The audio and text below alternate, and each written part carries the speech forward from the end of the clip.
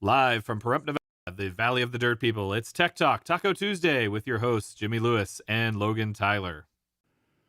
Welcome to Tech Talk Taco Tuesday, episode number 156. It's pretty surprising. Matt Mattoon, co-host. Yep. Semi-producer. Semi. Coach of some sort. Yep. I coach people how to ride. That we've done 150 of these episodes. 156. 156. Well, 6 of them don't even count because they're just garbage. Actually, there's a half episode in there. Oh, really? Yeah, there's like 149 and a half or something because we weren't ready to do 100 it was a 50 and a half or something, or 99 and a half at one point. We're live on my Instagram account at Jimmy Lewis. Is it Jimmy Lewis or is it? It's Jimmy Lewis Off-Road. It's the Jimmy Lewis Off-Road one. Yeah, Jimmy Lewis Off-Road is where we're live on the Instagrams currently. We do. If you wonder what we do on the Instagrams, we do a pre-show for a couple of minutes. You usually get to see me trip over the cables that Matt rearranged, and now I don't know where they are. I stub my toe booby trap because I'm barefoot. I actually almost walked out here not wearing pants because it is only 70 steps from my bedroom to this setup right here, which actually looks like a professional studio, but it's some really just janky, rustic thing that we built that if we ever turned the cameras around. If we hang garbage up on, it's just a good place to hang garbage up on the wall. Right. So tonight we're going to do all of our favorite things. We are going to answer your questions, and this is what we're doing. GT Moto Photo said, 48-year-old here with 3 months trail riding experience on a CRF 250, still possible to train and compete in the Mint 400. GT Moto, when is that? Is that that's in like October or November, isn't it? Matt's going to kind of check the date on when that is. I would say no. And the reason I would say no is, I don't want to crush your dream. I would just say that I would start out by doing some local Moran desert races, some District 37 desert races, or some sort of races to build up to it. Because it's like, if I want to climb a mountain, if I was a mountain climber, I'm not going to go to Mount Everest and say, okay, this is the one I'm going for, or Kilimanjaro or something like that. I'm gonna start out by doing, let's see, Mount Whitney did that. Mount Charleston, the wrong way, did that. Yeah, I did that one with you. Yeah, I've done Telescope Peak. Build some stuff and then go, okay, now I know a little bit about mountain climbing. And I think they run the motorcycles on I don't know if the one year I flew in a helicopter above it, they ran the motorcycles on a separate course from the cars, or a different course of the cars, so you weren't going to get run over. But any event that mixes cars and bikes, you absolutely do not want to be a slow bike, because you will get passed by cars and potentially run over. Because in the words of a very famous trophy truck driver, he says, well, I didn't kill anybody this time, so why am I getting penalized? Yeah. They have enough money. They have enough money to think like that, which is ridiculous. Right. And they're trying to beat their buddies. They're not making money. They're racing there's so much pride in the line there. They don't care about you and your little motorcycle, whatever you're riding. But yeah, you can still possible to train and do that stuff on the CRF 250. That bike will compete the bike really doesn't matter. Look at some of the junk they're doing in those hooligan classes that they're riding around in those things. So come out and take our school. We can make your experience a little bit more thing. Ricky Mountain ATV MC, like the name. Hey, if you want to support Dirt Bike Test, this show, a lot of other things, you can go through our link on the website and click through. There's a thing called Support DBT. Support DBT. You click a button up there, and if you click on the links, it'll take you to Rocky Mountain MCATV, and we get a little chunk of that. It helps us out a ton. It's the only reason that Matt will still come out here to do the show, because he wants to be a Vegas kid. Ricky says, what do you think about the AKT Tech oil filters that Taco Moto sells? So I'm not familiar with the AKT Tech oil filters specifically. So if they're want to look that up real quick. And was it AKT? AKT. It's a Takamoto. Also, Takamoto sponsors one of our segments. that is called Rooster Endo, where you send us a picture of your bike and tell us the year, make, and model. Tell us a little bit about the modifications you've done. Wow, what is that? The I don't think mother that is of all oil filters. sold out. It's sold out. I don't think that is the thing I'm looking for here. Okay, yeah, I was 'cause trying to find it on. that looks like some sort of accessory add-on thing. So, Ricky, I'll just tell you a couple things. Most oil filters are created equally, despite what they all tell you. They're all kind of doing the same thing. There's little specifics and specs and stuff. I've run a lot of different oil filters, and I've never had any problems with any of them. Okay? So they all filtered the oil, and they all did a good job of doing it. But I never like allowed a bike to grenade or ran them for 7 years and expected them to work and not plug. And it doesn't say what they are. Well, I found AKT's Okay, website, and it Oh, looks so- like so that it looks like is- Takamoto just sells a branded version of it. Okay, so it looks like some sort of pull-out, screw-in. I think it's magnet as well. It has a magnet on it. Okay, Reusable there's magnetic nothing bad. filter fully replaces the single-use existing paper filters. Is it only a magnet? Yeah. It is not. It's not a screen. No, I think it's just a quick It's a minimum. no flow. Oh, you know what? I'm not in on that, Ricky. you know what? Don't mess with something that's been working for hundreds of years. I can see that because there are other things inside of your oil that you would want to filter out. And if it's magnetic, what about the aluminum that's floating around in there? And I'll tell you a little thing about the aluminum. It doesn't stick to magnets. And there's got to be a filter in there. Or is it got you? Because if the aluminum goes through there and then it gets back in the oil pump and then it goes in one of the passages, it can plug one of the little spray nozzle jets. So there's no way that Let me can see be if Takamoto has the exactly what it looked like. I'd have to do further research, but that's what I think right now. If your normal filter is doing what it's supposed to be doing, call it good. How is Paul Neff doing in his training? I'm sure Paul's doing okay. I've worked with him on his navigation stuff, and he is like 700 times better than when he started. Oh, nice. Nice. Yeah, yes, but he still has a long ways to go. We are going to do some stuff right before. I think he's going down south to do some of the other rallies, so we're going to do a couple little warm ups and stuff. But he'll do good. Oh, will he be here soon? Jason Abbott on the Facebook says, "I will see you in Idaho this weekend. Want to race? I don't race adventure bikes, but I will go slower than you. I promise that." Rare earth magnet oil filters. What are you saying, Charles Huckham? What's the status with Braybeck this year? He's training and riding. Andrew Short. I know that guy. Oh, yeah. He was Ricky's competition before. So, okay. So we've cleaned up we've got all the Instagram things. So when you guys get cut off here in a few minutes, if you are interested, if this isn't boring you to death, you can switch over to the YouTubes or the Facebooks and find us going live there. Matt, who is this show brought to you by? It's brought to you by Yamaha, Takamoto, Scott Sports, Climb, DDC, Trail Tech, Fasst Company, Seat Concepts, and Bulletproof Designs. That's correct. Hey, Yeah. I haven't been riding hardly anything except I rode a TTR 125 and an OSA Explorer.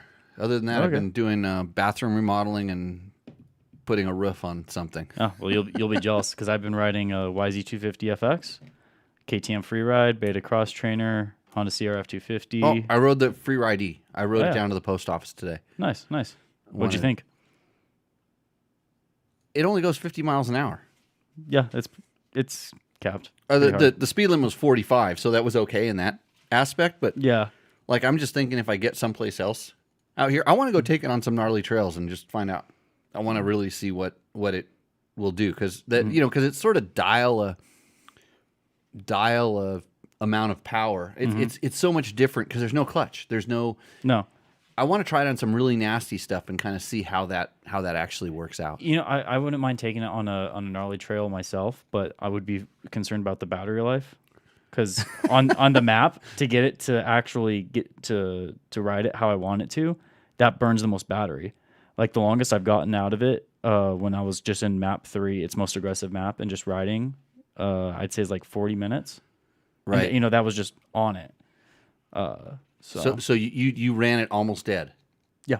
Yeah. And you got 40 minutes. I got 40 minutes out of it. Because to get to our technical riding here, I mean our good technical riding, it's 20 minutes each way at least, and uphill on the way up. Yeah. So it would really kill the battery. Like I have some tighter kind of technical stuff. Did you see that big giant solar trailer that we have out here now? Yeah, I was here when Logan brought it out. Well, so what you can do is you can drag that up a hill with a diesel truck, and you can park it there, and that inverter will run off of that. We have changed plug, but we could plug it into there, and then you can charge it up and just go riding around with that big solar trailer as your charger. Oh, there we go. That's so green. Mm-hmm. Except for getting it up there. Yeah. RF817 says, do you think Dungey raced the outdoors to help develop the new KTMs as KTM hasn't been on the podium all year? They were with Plessinger. Is the new chassis that bad? Thoughts? So we don't really talk about racing here unless it involves me. You know this? Mm-hmm. We do talk about technical stuff, and he's talking about the chassis. You're talking about the chassis, so we're going to go there. Yeah. I don't know. This is why I don't do... This is why I was such a horrible journalist at a motorcycle magazine when we had to review or talk about racers and stuff, because they're animate objects and they actually think and stuff. I prefer dealing with inanimate objects that don't talk back. Mm-hmm. And then that way I can say whatever I want, and I'm going to upset some people, but the object I don't hurt its feelings. So I can't really get in the head of somebody. And so I don't know what he was doing, why he was doing it. I thought it was pretty impressive. Come back. I was kind of initially, just as an older dude, I don't want to get hurt. So I don't want him to get hurt. I don't want anybody to get hurt. Mm-hmm. So initially that was my concern. I'd hate to see him come back and get hurt. And then my other thing is like, man, did he wreck some of his statistics? Like his podium statistics and things like this. But okay, aside from that, I don't think that the chassis is that bad.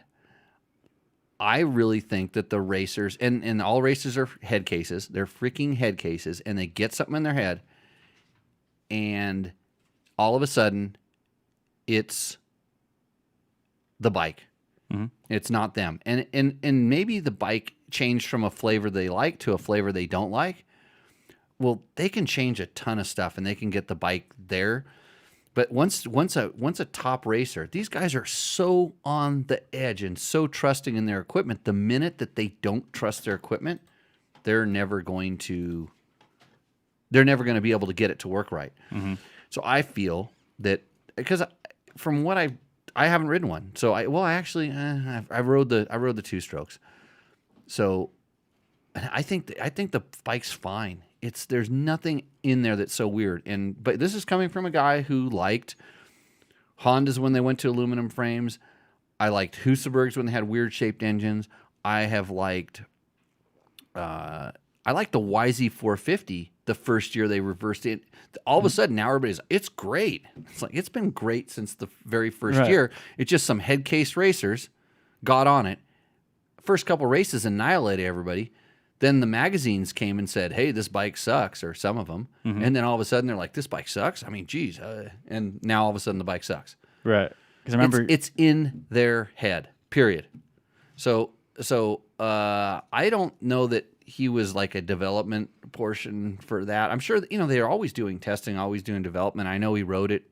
That's kind of how it started, or how it was explained to be. To me, it's a much more simple answer for why he came back.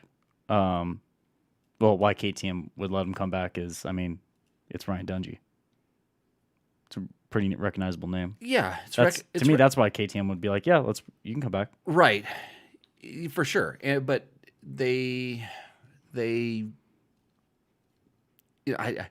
of course they want to win. Actually, they had a really horrible year as far as, lately they've been killing it, years up to this. And this year they had a pretty bad year. I wouldn't blame it all on the bikes. I blame the riders. And if the bike didn't fit the riders, and I know there was parts, they weren't able to get the parts and all this other stuff. So there's lots of background to it. Yeah. So Sorry, I kind of kept the racing topic going when we don't talk about racing. oh no, you can talk about it. I'll just tell you to clamp it. Okay. Triumph 450 MX bike. Will it work and sell and make sense? Should they have made a 350 XC bike? I think anybody that has a potential to make a 350 XC bike should make a 350 XC bike. I agree. I'm blown away that Yamaha hasn't done this. It would be the best. It'd be the best bike out It there. would be because that 350 is just you would not need a 450 anymore. I mean, anyways, I think that bike would be insane. But yeah, and look at Beta. Beta makes 17 different types of 4-stroke. Bob, if you're not careful, you're going to get on camera. Beta makes like 20 different versions of the same motor. So it's possible to do. I don't know where the Triumph is. I don't know. They hired some big names as marketing, and who knows exactly where it's at. They're doing a really good job of keeping it undercover, under wraps. I'm surprised spy photos haven't broken out, or I don't know. There's really no media anymore. There's like no media that you used to go crawl underneath fences to go take pictures, because if you're smart, you can figure out where these guys. It's a small industry. If I really pried into it, I could find out who's riding it and where they're riding it, and I could manage to get a photo. But are they developing it in Europe or in the States and Europe? Don't know. Oh. I don't have a whole lot of contact with anybody that's really involved with it closely.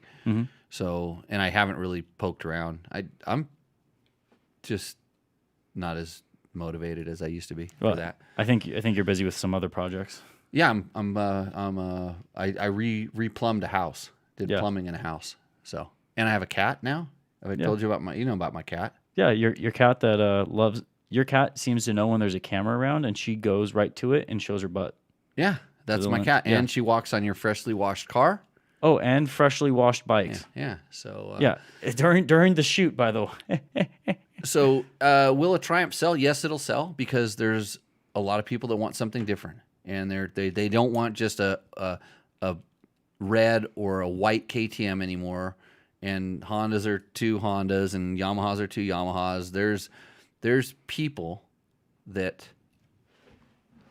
they want to ride a Husaberg, if you know what I mean. Right. Yeah. Well, I mean, just look at the response Christine got. Just give me the damn bell. I'll ring it myself. Yeah. Well, yeah. I just. Oh, you broke the show? No, I turned down my headphones so everything went quiet. Husaberg. If you don't know what this is the Husaberg bell counter. This bell's almost broken. Kind of like it's probably like a Husaberg. If it breaks, you never want to work on it. But the point I was going to make was, we do need like more bike. There will be a market for like new bike manufacturers, either it's good or bad. I mean, just look at the response that the Christini got on this fat tire bike. Chris Garcia 450 says Jimmy is part of Triumph. Good luck. Okay, let's. So thank you, Christine of Scott. Hey, there's a difference between a Husky and KTM's, right? There is. No, there definitely is. They're different colors. No, they're different. They're different, but I promise you that 96% of people, including most magazine test riders, if you spray painted them black and had them hop on and ride, they couldn't tell you which is which. They couldn't tell you which is which. And if you spray painted 2 the same ones and told them they were different, they would tell you they were different. Right. So, anyhow. Oh, yeah, Christy, Andy, I can't even read your name because my eyes aren't that good. Everybody says I should get glasses, but I think I'm going to stay away from those. Yes, the rear suspension on the EXCs and XCW versus I thought we were talking about motocross bikes, but yes, there are definitely differences on the KTMs that are PDS based. I will give you that. So, okay, boy, the questions are coming in on that. This was a hot. This is much better than that stupid dirt bike test Instagram channel.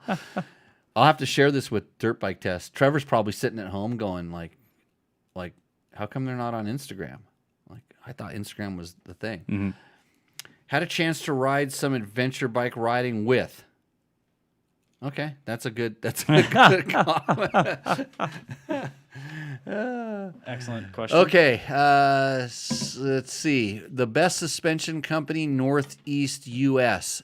FF Medic 710 wants to know this. Best suspension company, North and East. I don't have a whole lot of, because like a lot of times they're really low, it's kind of like local and there's zones and areas. I would talk to the guys you ride with. They'll give you their opinion.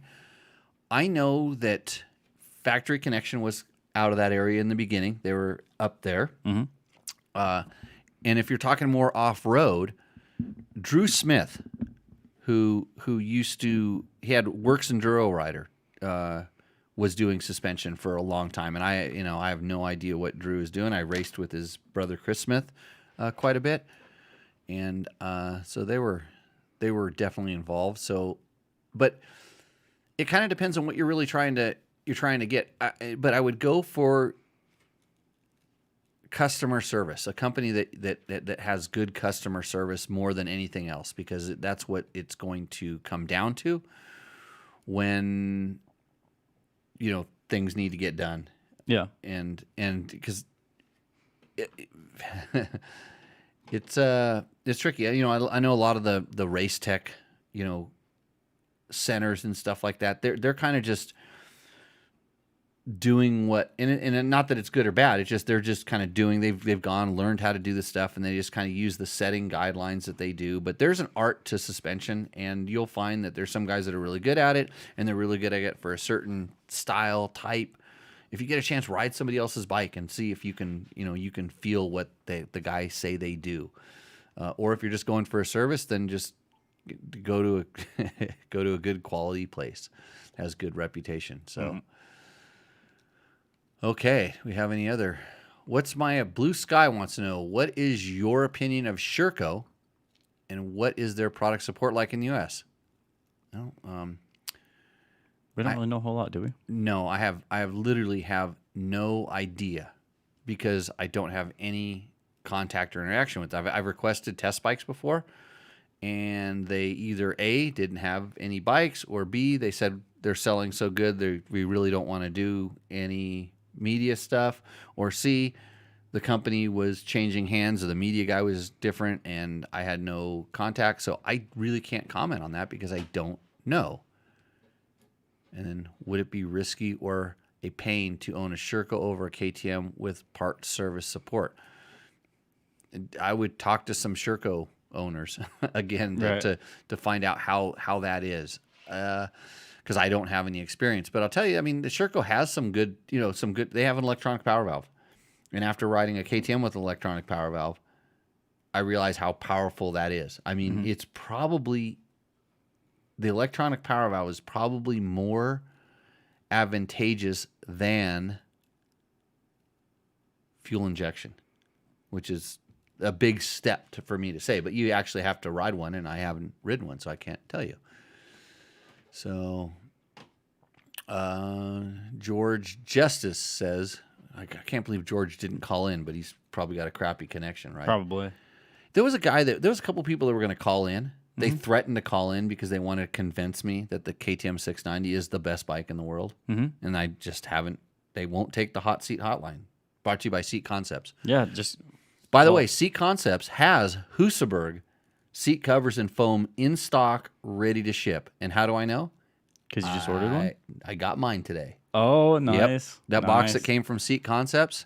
So my one super ratted out Husaberg seat is going to be so fine when I get time to play with my staple gun. Mm-hmm. So if you're looking for a Husaberg seat or any other seat, because you know what else was in that box? Because it was heavy, right? Yeah. Tenere 700. Ooh. Tall comfort. Nice. For Jimbo here. So nice.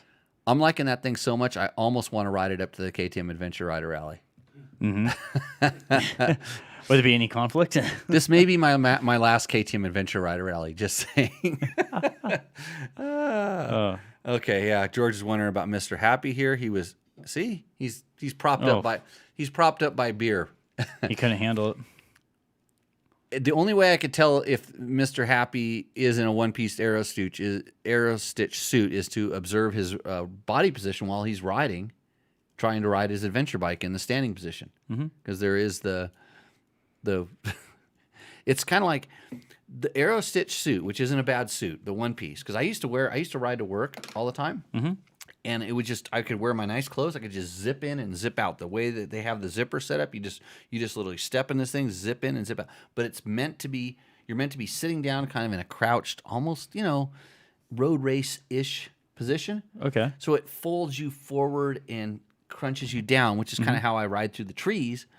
But if I wanted to stand up, I can't stand up because it's just not that way. Yeah. So imagine you're like a leaf spring and you have to fold like this, which is with your butt back, or you have to fold like forward. And if you really try to stand up, you can't get the length out of the suit, so your body pivots forward and you get the pelvis forward position. Yeah. So what were those beeps? That was hot seat hotline. Oh, somebody's calling. No, it was the opposite. You got it's the dropped. opposite of that. Yeah. Which if Joe says YZ350FX, yes, please. We should find somebody. Turn your speaker off there, Chief. that's not. It's just really. So we should actually try to build one of those. Oh, that'd be cool. I know there's big bore kits and stuff like that. We should actually try to build one of those. So Joe, we'll try to make one and then we'll tell you how we did it. That's on the agenda. So let's see if we have any questions here on the thing. Solid performance WP in the Northeast, says Steve Camrad. So that's a shop that comes recommended by a guy here on the Instagrams.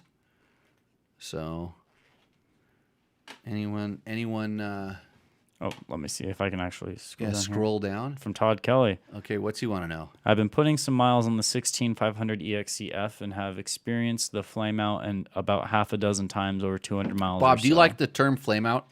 No, it's not a turbine or an oil burner. It stalls. Yeah, okay. So flame out, it doesn't exactly exist because it's not a turbine motor, just for your to be more correct, Todd, but keep going. The more you know. It seems, Yeah, we need that sound effect. There we go. It seems to always be at an idle when you go to blip the throttle and poof, the bike falls in its face. Is there a riding technique or another way to overcome this other than going to a Vortex, which I've heard mixed reviews about the results? Well, my experience, especially with the Vortex, is that it gets worse. And how do I know? Because I have one on my 14. So the Vortex does not cure this problem. Here's what the problem is. Your motor is running at an RPM that's rather low, and you give it gas, and all of a sudden it just puts a little bit too much gas in and it stalls. Or when you turn the throttle, it puts not enough gas in and it stalls. And it depends on when the ECU is taking that reading on the crank position and all. There's a lot of stuff. Turn the idle up just a little bit. And it'll go better and better every little bit you can tolerate turning the idle up.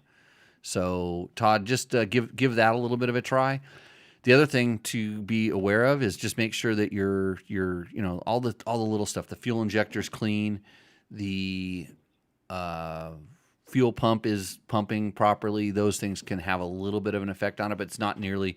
Generally, when those things start going bad, you'll feel it more at the upper end of the power, but it will kind of rear its ugly head down and low end throttle response as well. So that's my suggestion. But the Vortex does not cure it. The Get, in my experience, does not cure it. It's both of those ECUs. Any ones that I've ridden have, especially for the older ones, the anything before 17. They were never tuned by somebody who rode the bike where you want to ride the bike. It was tuned for the dyno, right? It was tuned on a dyno. If you want to just haul ass and always keep it above 6,000 RPMs, those things make a lot of power and they definitely are faster and all the things you hear about. Put a tack on your bike and look at the RPMs where you're riding, and you'll see what I'm talking about. and they just have kind of horrible throttle. They're not as good as stock down there. They just are not. So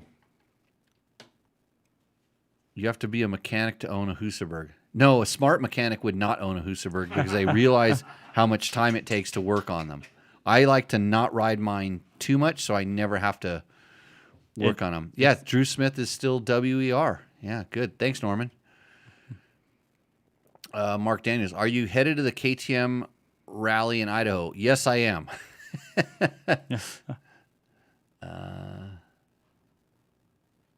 What does FM Medic 710 want to know? He's adding some enduro. Some because he wanted to know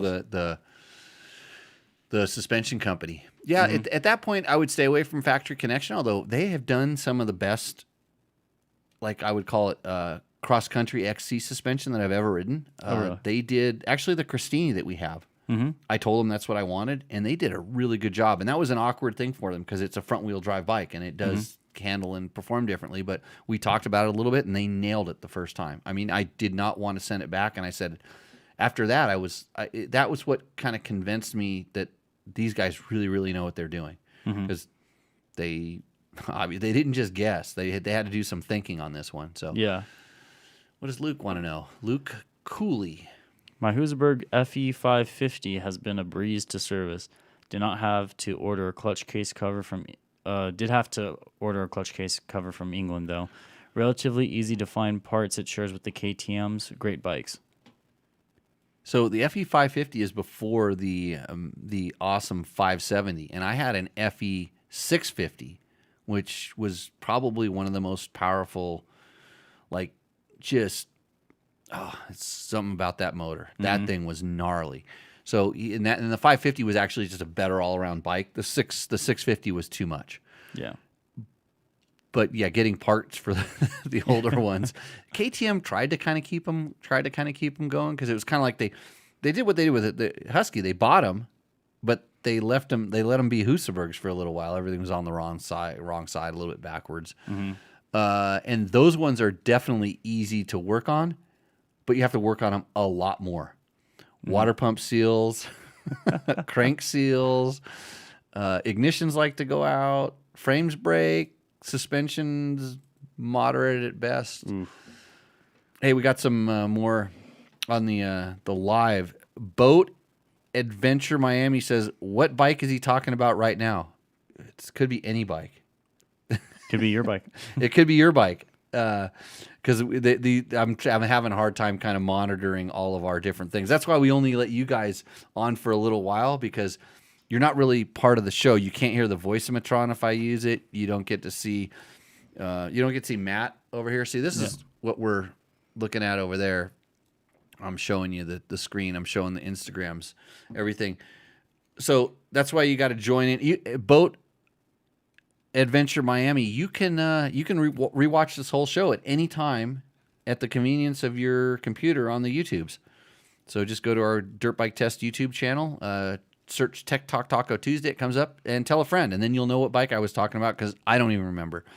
And Christian Yangdo of Sky. Christian Yank, because it's so many questions now. Christian Yank of Sky. I'm really interested on Vortex because of changing my TPS help, but didn't eliminate it. Oh.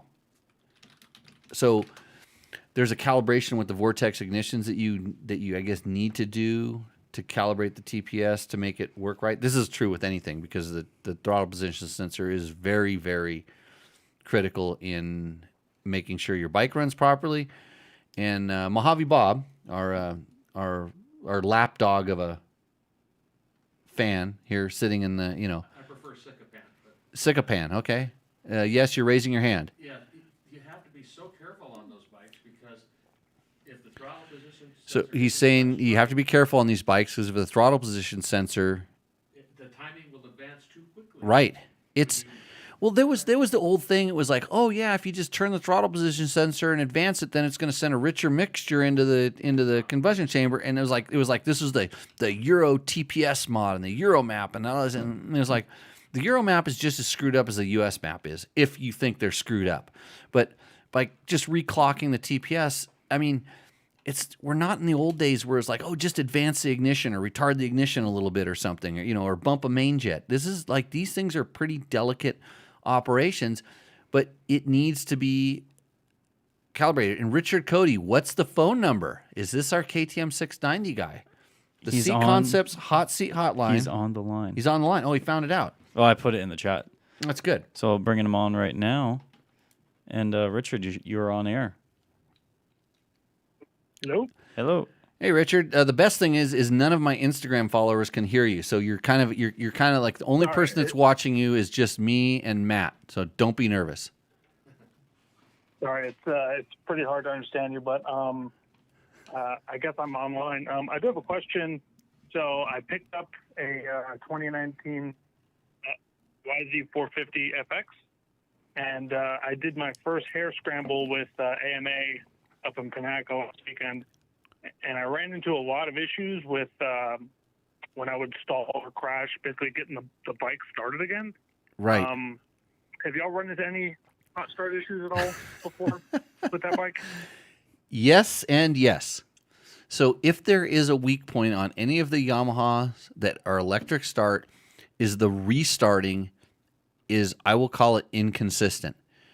And I've asked Yamaha about this, and we've tried some different things, and what it is in my opinion is that their fuel mapping on startup is just not that good, and it's not something that's easily adjustable, because it's in an RPM where you can't necessarily do much adjustment like with the power tuner.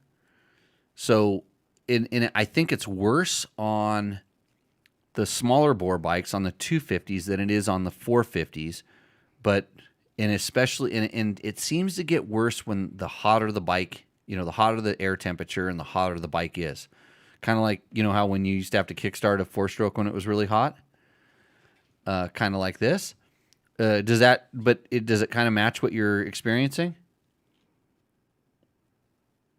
Did we lose him? Hello? I think we lost him. Yeah, I think we Maybe he hung up on himself.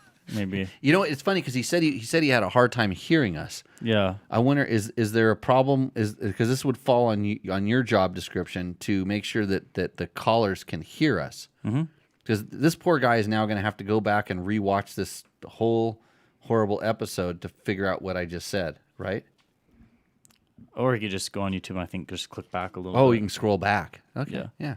So yes, it's an issue, and I have not yet found a solution for it. So we tried a couple different things. We tried batteries that have more cranking amps, because the stock battery, and here's the other thing with the stock battery, on a lot of the motorcycles, the bikes that come with the lithium batteries, they have sort of a shut off in them. So if the battery starts getting hot, they actually shuts down. They overheat, and you have to wait a few seconds or a few minutes, depending on the brand and this other stuff. So it can't crank. But we tried higher cranking batteries, didn't change. Just so you know, I got no difference in performance based on that. But the good thing is you got more chances with an aftermarket battery that did not have the fail-safe inside of it. So I've been using Shoari batteries for a long time and had very good luck with those. And we put it in I think it was Trevor's YZ250 FX that we had the race head on. I don't remember. We tried some different stuff on one of them that was a little bit, and it, like I said, it didn't help it, but you got more chances. What we did learn is that if you're doing stuff with the throttle, like changing the throttle while you're making it worse. And the bike, the Yamaha, does know that if you take the throttle and you take it and you turn it wide open and push on the start button, it knows you're trying to clean it out. They've programmed this at least in here. So sometimes on the crash stalls, so you're like your bike stalls at not an idle, it stalls at a higher, kind of a higher RPM. The fuel mixture inside the cylinder and all that stuff, and in the intake track is a little, because it's shut down all of a sudden. There's probably more fuel sitting around there than it needed to. But the best advice I can give you is that make sure that your clutch is not dragging, and if you're trying to start in a gear, and if it is, this is the problem. And the way you can remedy this is to take the bike out of gear, put it in neutral, and try to start it. If it starts a lot easier in neutral, your clutch is probably dragging, and you're already taxing a taxed system. So that and clutch drag is a big issue on making the starters not work.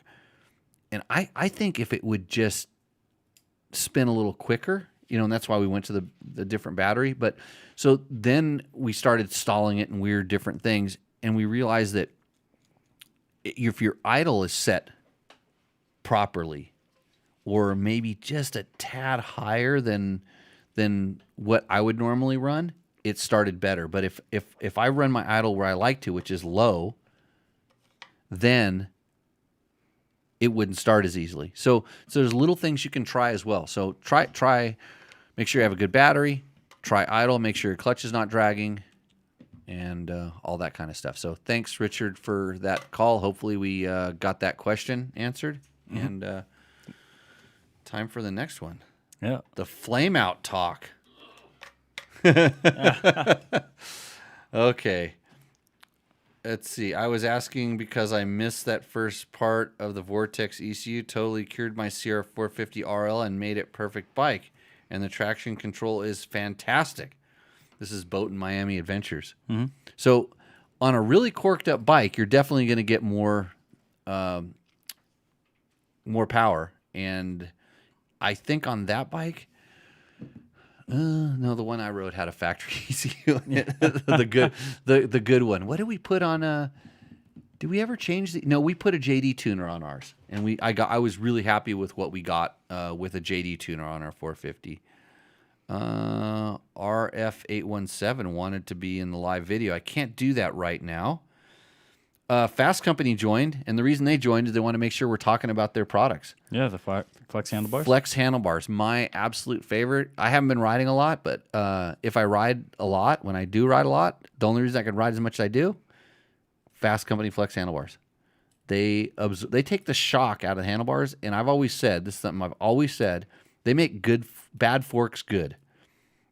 Because if your forks aren't that good, making the bars take some of the harshness out of them. Mm-hmm. So I can actually set up my forks differently to perform better and still not, have that harsh ride when I run them.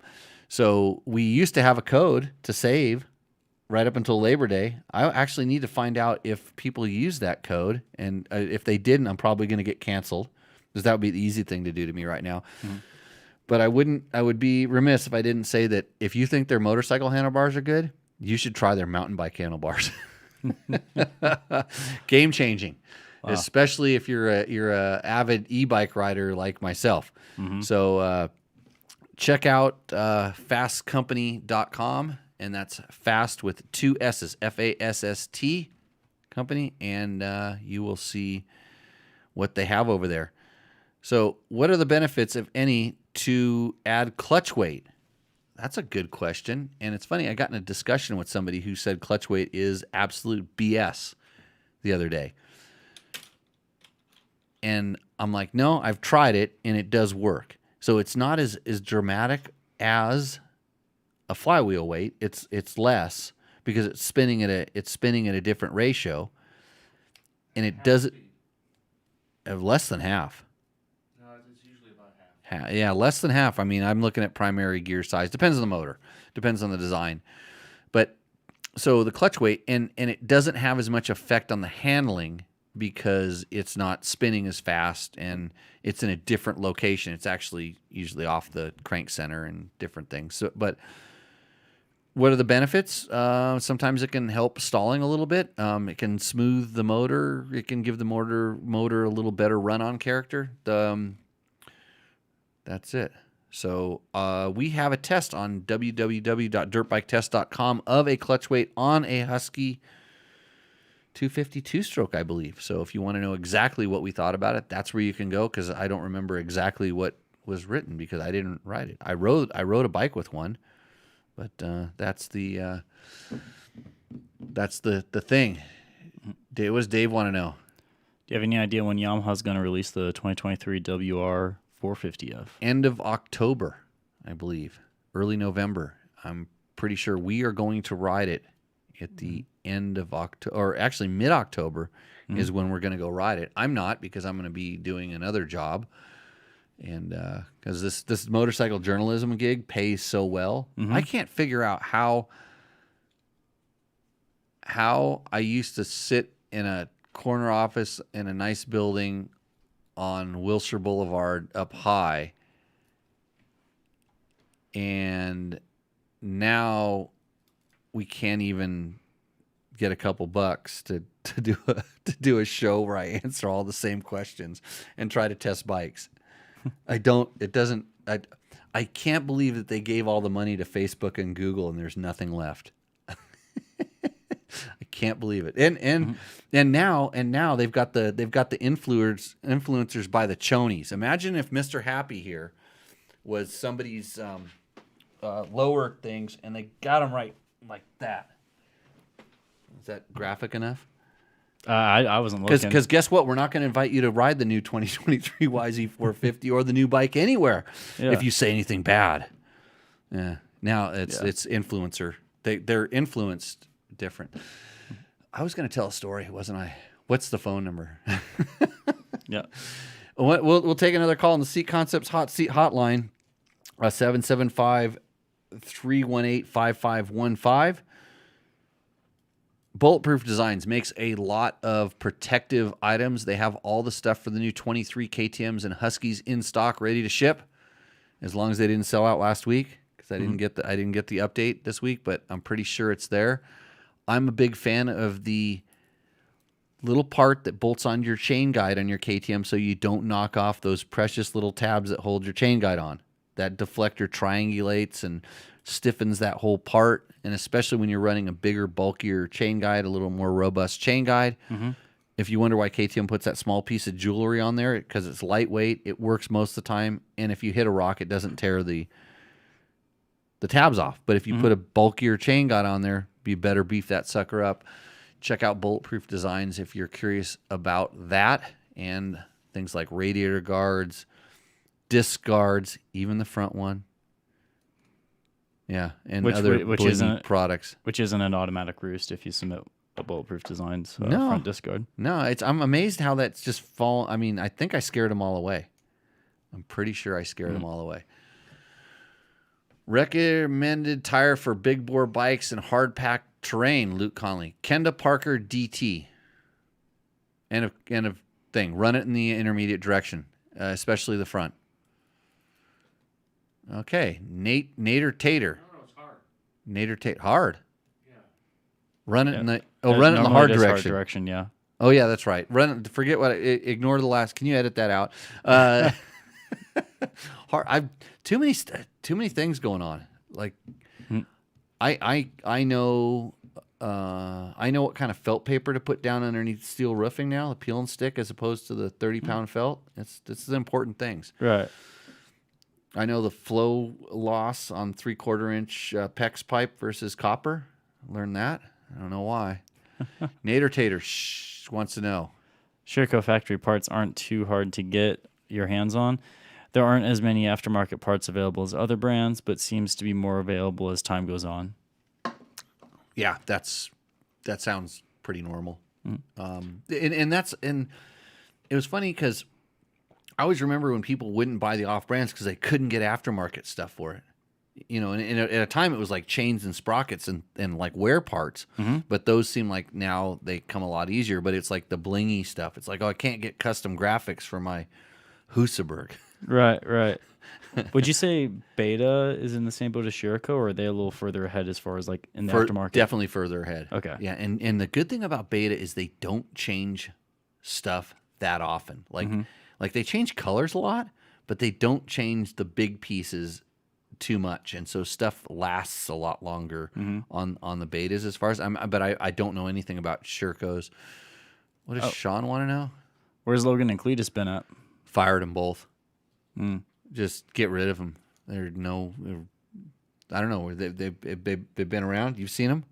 I saw Logan on Sunday. I think I scare him away after a while.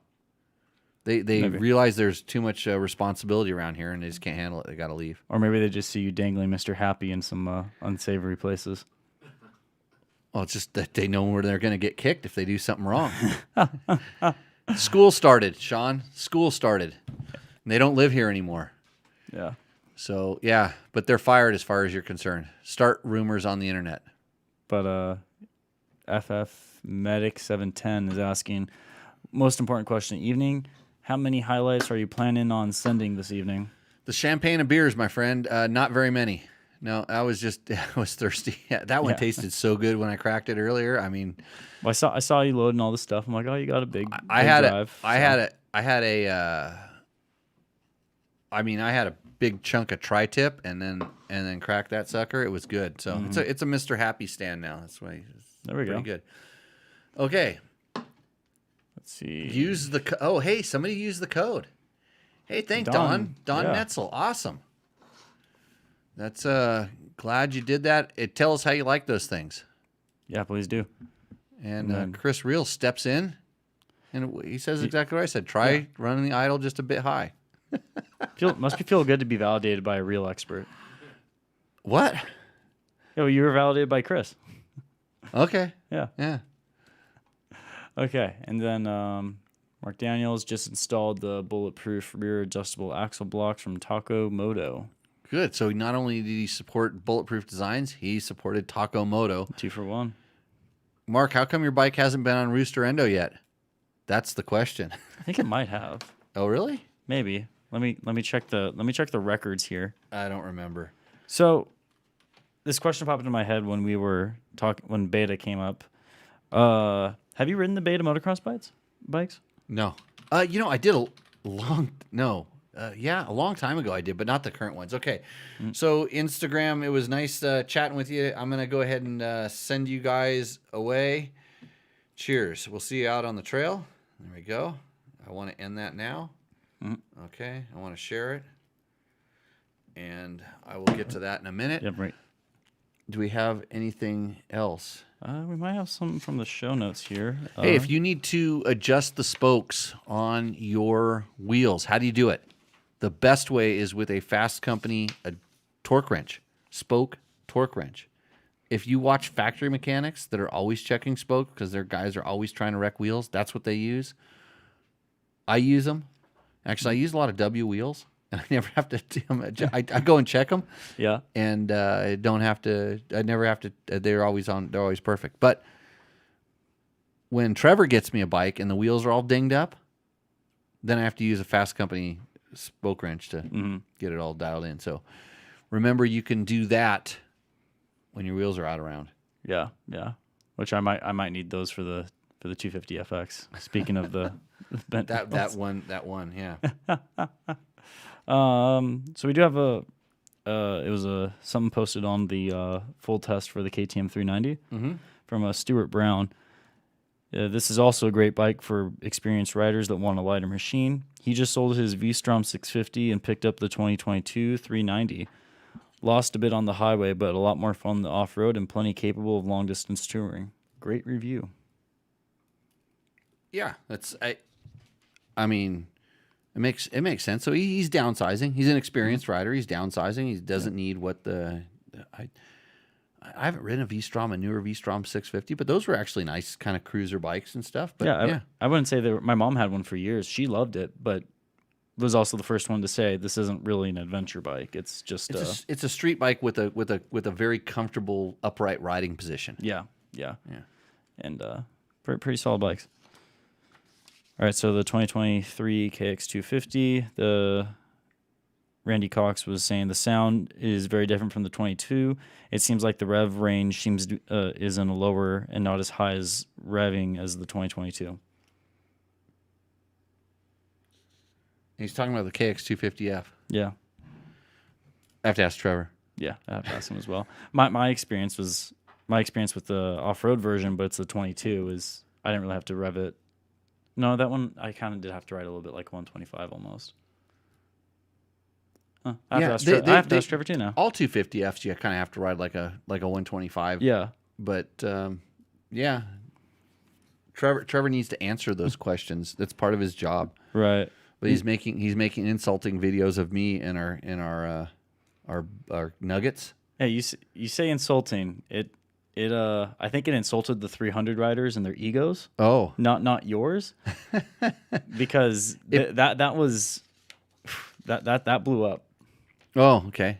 Yeah, you'd say something and it's just insulting my confidence. I mean, my ego or something like that. Well, there was a lot of people in the comments that had your back. So Oh, really? yeah, well, people who watched the full video were like, "Hey guys, he was actually making a really good point here. You should watch the full video." Why would, I mean, you have if you're watching it on any of those things, you have a 3-second attention span. Right. And so that's how long everybody watched the Tech Talk Taco Tuesday on Instagram for, like 3 seconds, and that's why they think it's good. Because the studio looks bomb, right? It does look good. Content's free, and then they go, okay, I'll go look at the next reel where the other guy's doing like a wheelie down the street or something, and cool. Yeah. Or we went to a dirt bike race Or you with went to- strippers. Yeah, with strippers. Oh yeah, we need to get back at that. Yeah. Yeah. It's Everything. Tech Talk Taco Tuesday with strippers. We'll bring it up in the next quarterly meeting. Okay. So Mark Daniels says has not been on Rooster Endo, and I was asked that this weekend. Oh. The bike's that cool that people said, why haven't you put it on Rooster Endo? Yeah. It's in his profile picture. I can kind of see it there on the side of the screen. Oh, is it a 690 or? No, I don't think he's a 690 guy. I think he's 1290. What does Harlan want to know? Hey, Jimmy and Matt, what's your favorite, most useful piece of gear you pack for an extended single track rides? I'm doing a 200-mile this weekend at Idaho Trinities. That's a good question. I just did some 100-mile days up in the mountains, and I'm trying to think, what did I use the most? What was the most useful thing other than my motorcycle, which was awesome? Didn't touch it, just rode it. Except when it got dropped in the beaver. Yeah. I rode it into the water. Yeah. That's all I did. It was just awesome. I just rode Bike it. was just a little dirty. It was wet. Yeah, there we go. The best piece, like what? I don't know. What do you? He asked you too. What's your?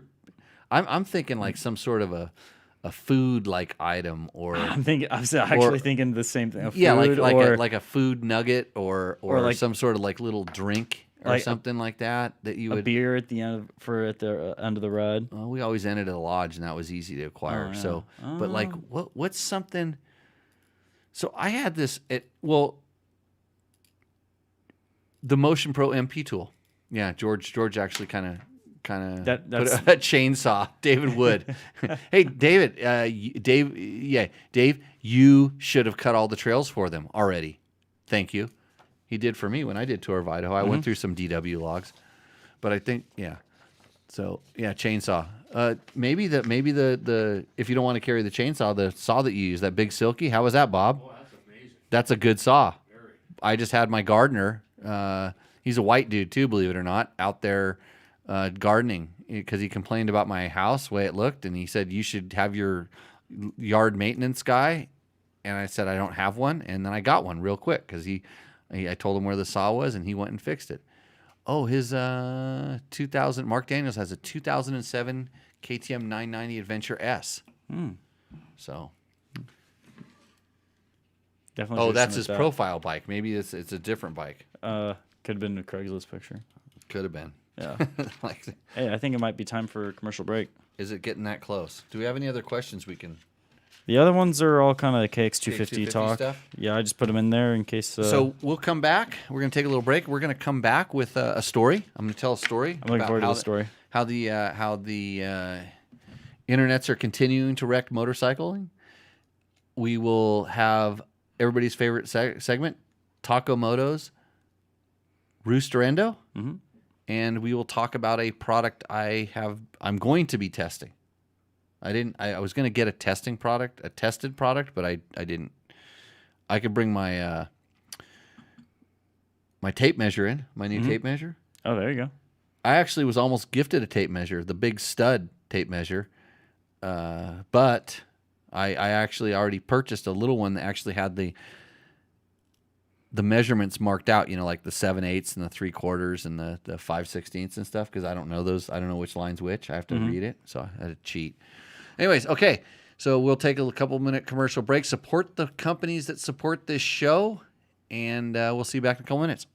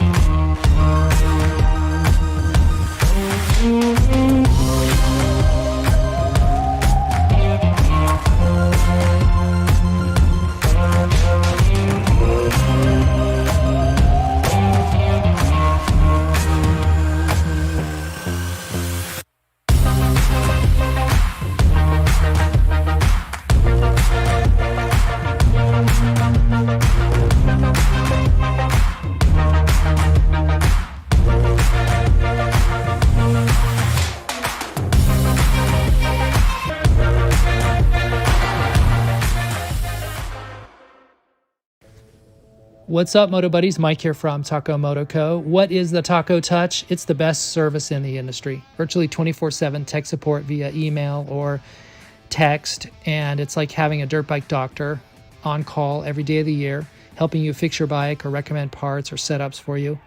If you've ever received an order from us, you know that the Taco Touch extends to our fulfillment, and our orders come with the coolest stickers that you've ever had, buying parts from anybody before, and a handful of root beer barrel candies. All of our Taco Moto Co. branded components come with a no questions asked lifetime warranty, and we'll even extend out the warranty of other manufacturers, OEM, and aftermarket parts where we can, sometimes for life. We test and tune endlessly and exhaustively and obsessively. We're trying to destroy everything that we can before you get your hands on it, to look for weaknesses and to improve it, or to make recommendations to the manufacturer. And if it's something that doesn't meet grade, then we don't offer it on the store. Everything that we carry is something that we have personally used, tested, and ridden, and raced, and knows meets the high Taco Touch demanding standard. Go out and get some adventure. Since 2009, Seat Concepts has been dedicated to making the best aftermarket seats. More comfort, more grip, more riding. For 10 years, we've continued to raise the bar. Innovation and American craftsmanship make Seat Concepts the world-leading manufacturer of power sports seats.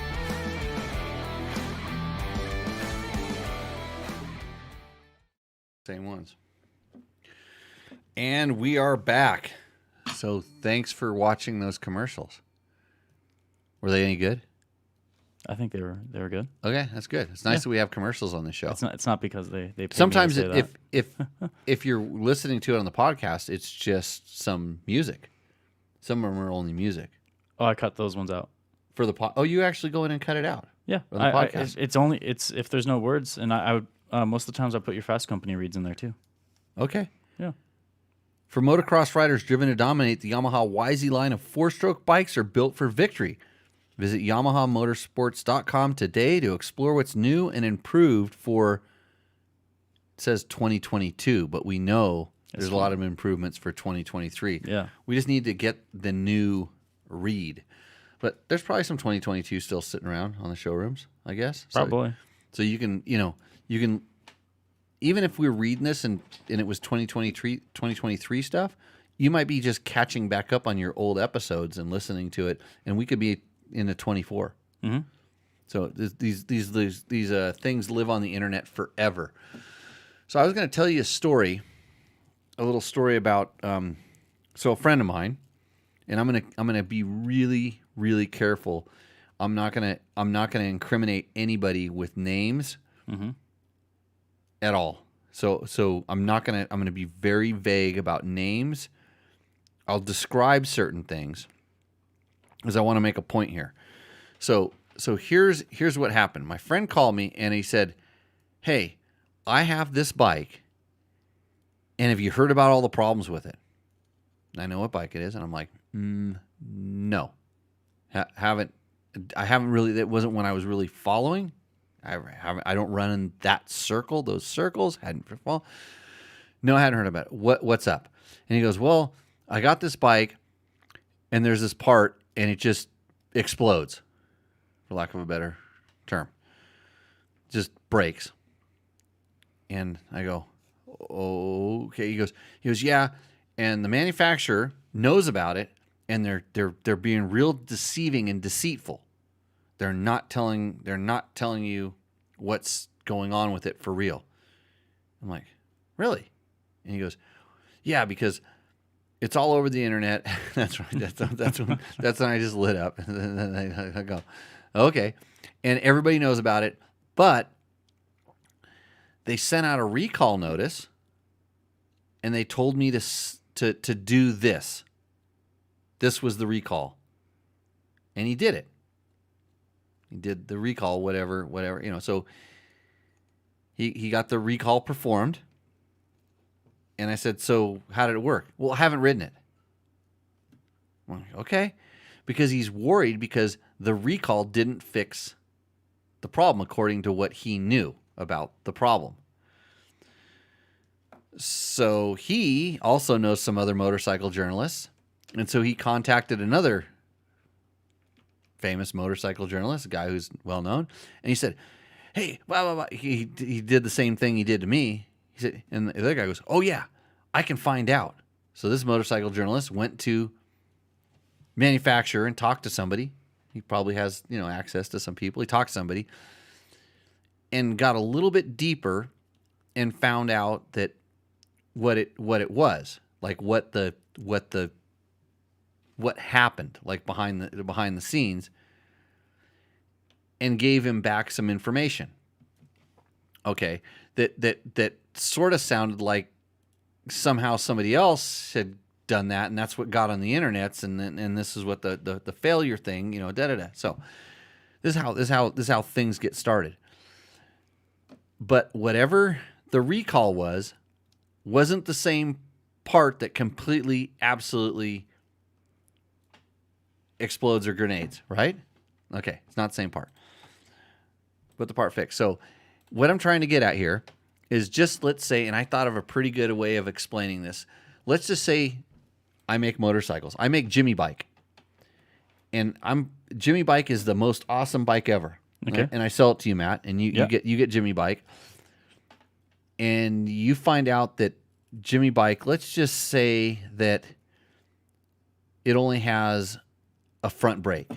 It doesn't come with a rear brake at all, because maybe we had some supply issues and we couldn't get rear brake parts, so I decided to sell it with front brakes. Mm-hmm. And everybody's crashing the Jimmy Bike because it doesn't have a rear brake and it's hard to control. They're crashing it a lot. Right. Well, you could take the Jimmy Bike and you could ride it differently, right? And you would never crash it, even with only a front brake. Right. Is this true? Does it work? Yeah. Yeah.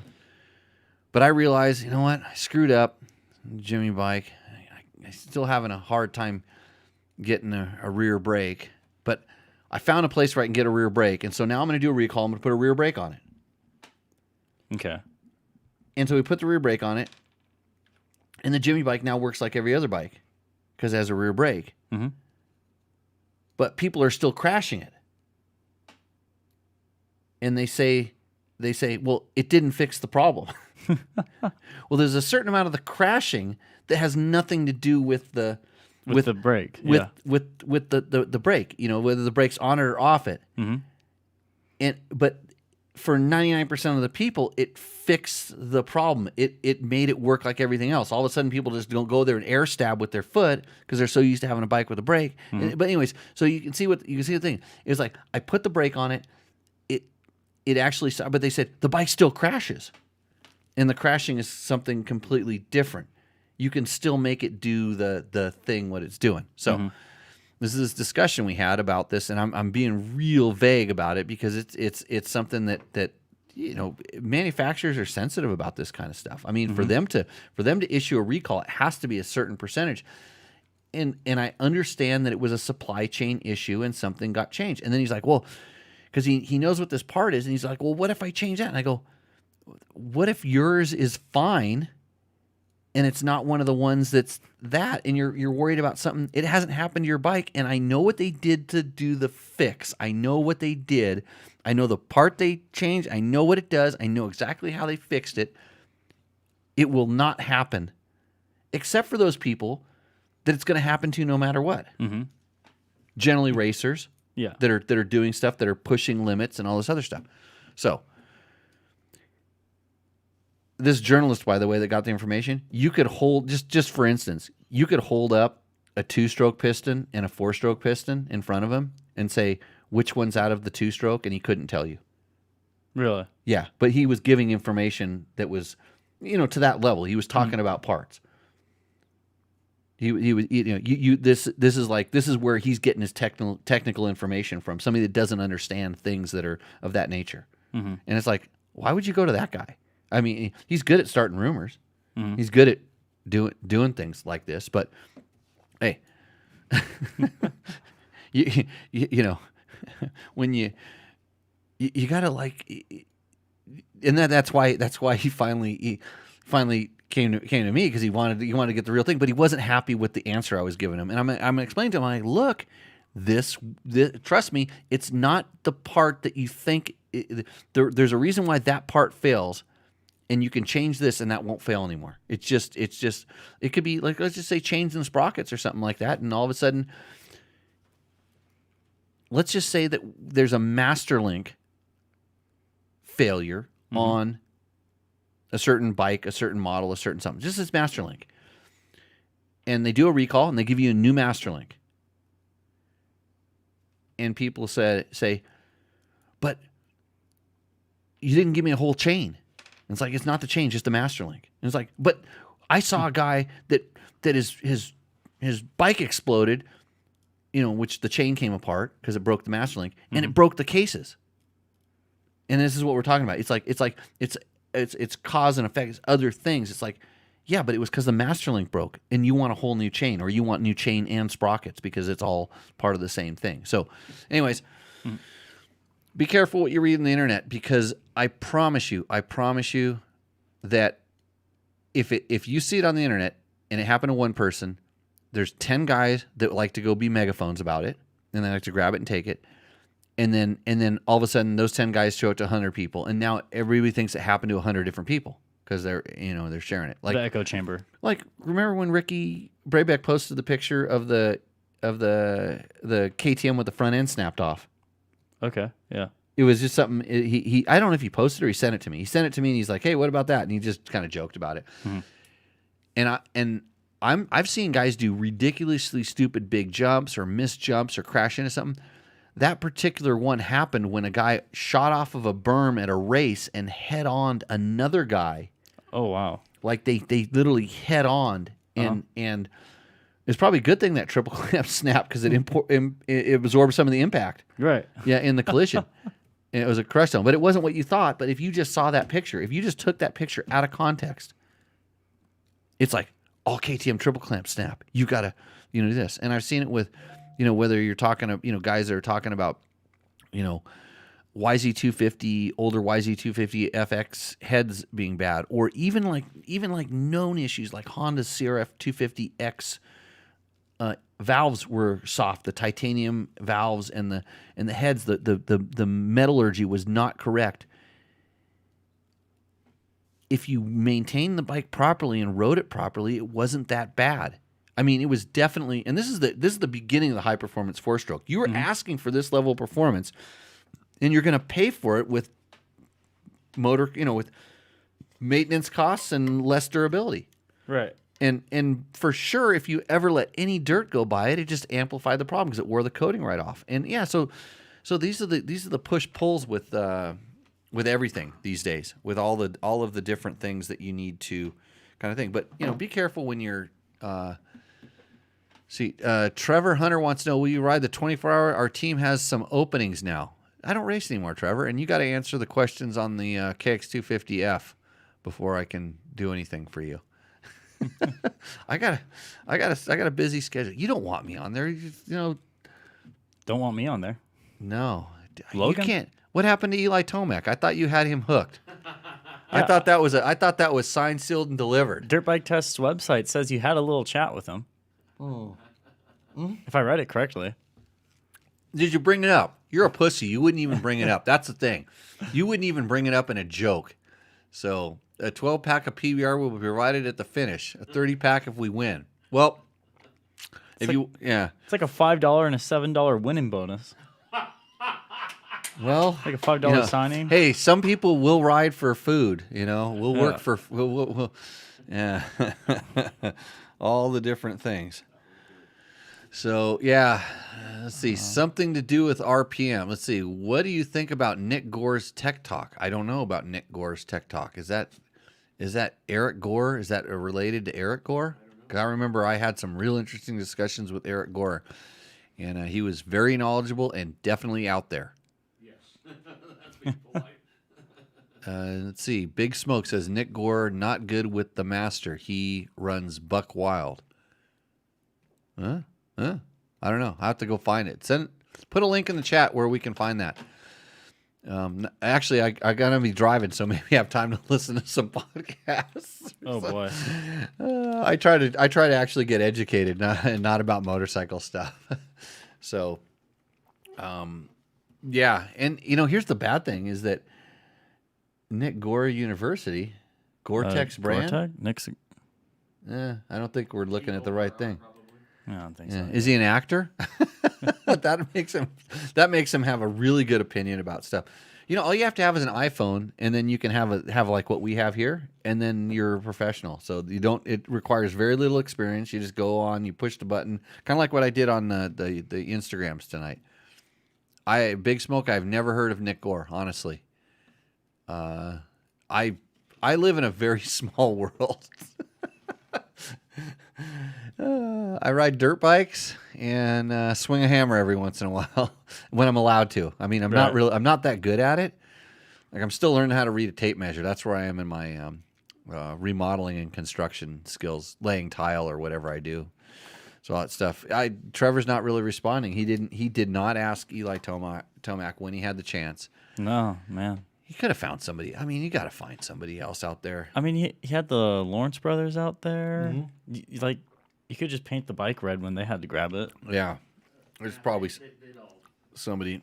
want money. Well, No, Tomac they all doesn't? ride. They all ride for fun. Well, they get money. Well, why get money when you can get PBRs? Yeah, got to find they're in it for the love of it. I mean, look at what Ronnie Mack can do with those. I don't think he drinks anymore.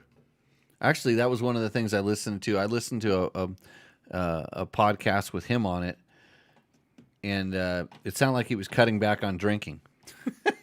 Mm-hmm. So good for him, though. Hey, the YZ450F and YZ250F bring the performance with powerful 4-stroke engines, reduced unsprung weight, and new suspension settings. For the look of a full factory ride, both the YZ450F and YZ250F come in an exclusive Monster Energy Yamaha Racing Edition graphics package. But as a viewer and listener to this podcast, you already know that. And you can take the precision tunability to the next level with Yamaha's exclusive and industry's only free power tuner app. It's so free that you can buy it no matter what brand you have. That's how free it is. And you can point it at it, and it just doesn't work as good as it does on the Yamahas. And that's probably the best feature that those things have. And if the guy who was riding up in Idaho, if he were riding a Yamaha, that's what I would take with me. My Yamaha Power Tuner app to just dial my power in perfect for those long trail rides. So that'd be on my YZ450 FX or my Yamaha WR450 with the competition ECU that allows the use of the Power Tuner app. And Mark Daniels is killing me because he is having Herradura Ultra Anejo. Man, that's good stuff.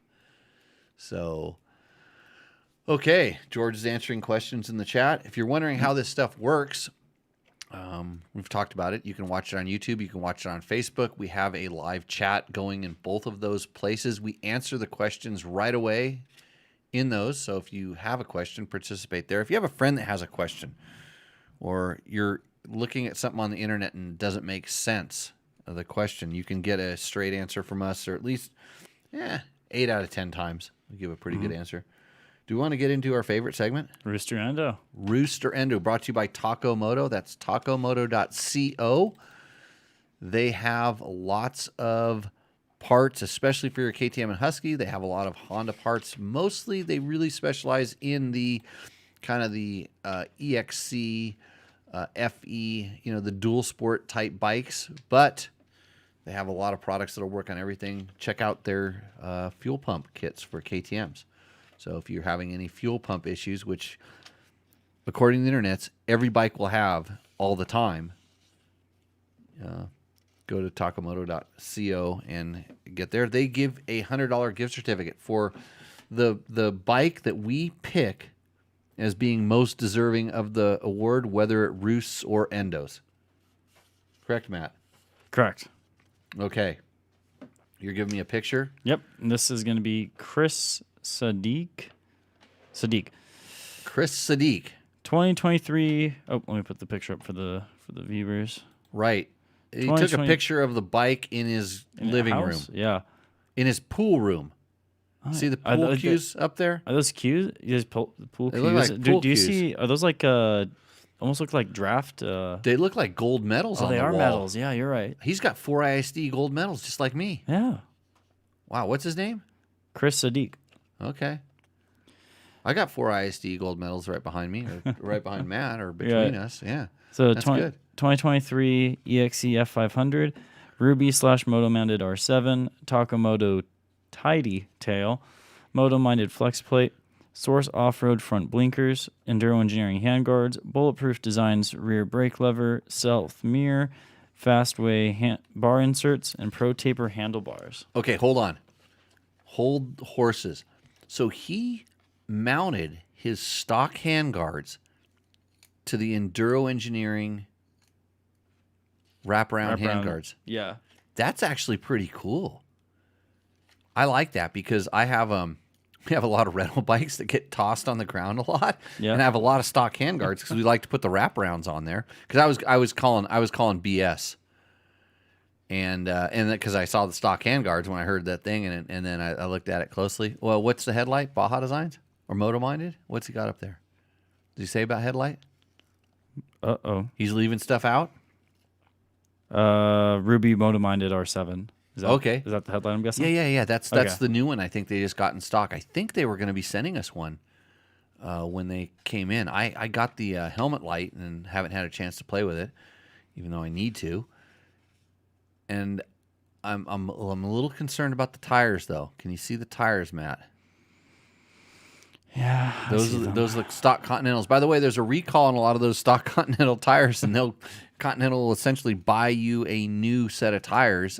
Check out, I think it's go to continentalrecall.com or something. Oh, really? Yeah, and you can find out. I don't know which years but it was a lot of them were affected. I actually probably threw away 5 or 6 tires that really? I could have had recalled, but I'm good on the tires. Thank you, Kenda. They support my riding school. So the bike is in his living room, pool room, or something like that. It's not the best photo because he obviously has a front disc protector on it that he's not showing us. He does not have a skid plate. I'm worried about the tires. The lighting's not that awesome. No. But I do like the way he worked on the hand guards. Oh boy, Rooster Endo. I want a little bit more. I'm endoing it. I'm gonna endo as well because I hate those tires. Hate them. Yeah, they're not that good in the dirt. They're really good on adventure bikes. Oh yeah. Yeah, they're good. They're good for adventure bikes. But yeah, okay, we'll go with the we'll go with the endo on that one. Yeah, I But I would like to see a close-up photo of how he mounted those handguards. If they actually look pretty sano, or if it was easy to do. Do you just like run a couple of those self-tapping sheet metal screws into them, or how does that work? right. What's up Okay. next?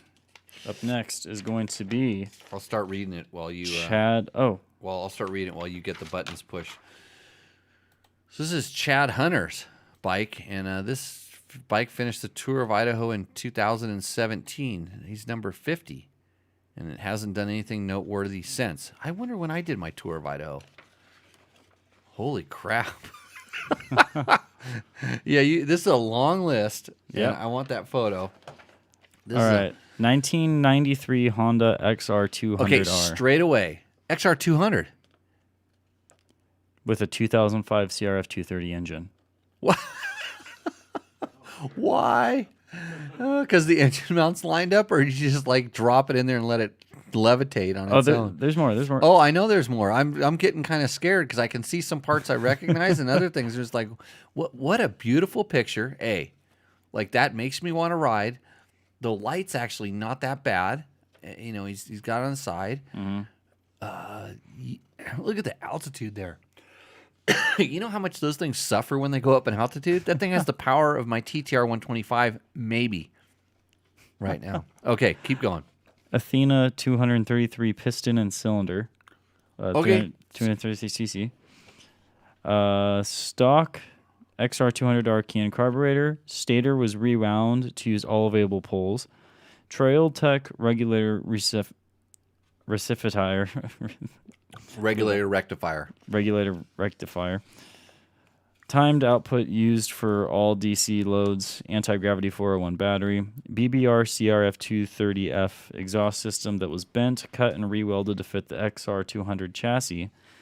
Turned down added to make it less annoying to the rest of the world. Actually, BBR has a quiet core insert now. I know this because I have some BBR pipes on some of my bikes, and they have I don't know what they call it, but they do have a quiet insert if you're interested. If you have a BBR that's making a little bit too much noise, and they work in a couple of other different pipes as well. So they basically kind of copied the stock Honda insert, and it really does a good job. Okay, so stock spark arrestor keeping things legal. Header wrapped around to reduce fire risk. 1995 Honda XR250R swing arm. 1986 XR200 rocker link. 1984 XR200 pull rod link. 2002 XR250R shock with the clevis re-drilled for correct length. Do you think that this guy just has a pile of Honda shit just spread out? I'd like to see a picture of his yard. Right. And hopefully it's not his front yard. I almost wonder if it was just like he just needed a new part, so he went on eBay, and it's like, it's close enough. Can I just guess on the gas tank? Let me just guess. Does he talk about the gas tank anyplace? I want to guess I on the haven't read gas that far tank and ahead. the fork. Oh my god, it gets even crazier. Okay, go ahead. Okay, so I don't know about the gas tank yet, but found an old Ferdetti chain guide to use. Fredette. 2006 CR250. So that Fredette chain guide is probably off of an KDX 200. Yeah, no, But he didn't want to say Kawasaki because I can see this guy's pretty Honda. Although I'm staring at the front forks. Oh, he's Honda. And good God, if those front forks are KTM MDF air forks, I will. Yeah. So okay, keep going. Okay, 2006 Honda CRF 450 rear brake system. Honda transplant rear rotor or transalp. Transalp. Yeah, I read it wrong twice. rear rotor, 2002 Honda XR250R rear wheel. He works at the Honda shop, and when they bring in a bike that's just been in an accident or something on the flatbed, and they slide it off the back, and it goes like he gets all this stuff, and just keep going. Okay. PBI sprockets 1350. 43 millimeter WP open fork cartridge forks from a 2006 KTM 105 SX. So close. How close? How do I just spot those things? And by the way, super horrible. Using KTM Power Parts 20 millimeter offset clamps. I'm surprised the clamps go on that. Oh, it's easy to make fork clamps work on other bikes. Front rotor, just big washers.